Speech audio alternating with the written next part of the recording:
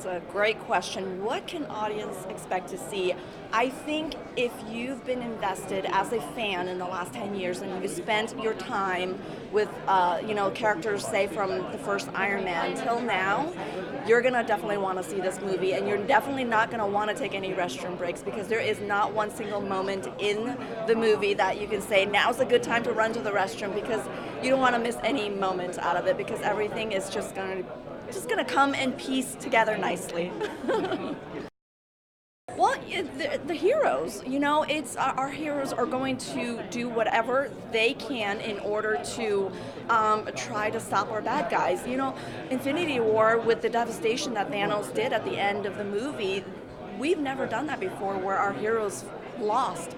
This is the first time they've ever been completely at a loss because of what Thanos did. So that line, whatever it takes, really holds true to what our heroes' mentality is going into this movie.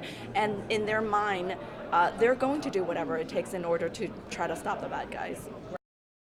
Well, I think a lot of fans connect to the Marvel Cinematic Universes because, look, a lot of these fans started from, say, they were 10 years old, and they grew up with every single movies, and it's one of those experiences that they, their dad took them or their mom took them when they were young, and they've actually lived most of their lives in this universe and have grown to love all of these characters. So, starting with Iron Man, Robert Downey Jr. has completely created Tony Stark in a way where we all relate and connect to him in a way where now 10 years later, they've invested all this time. So it's like this is the movie to catch.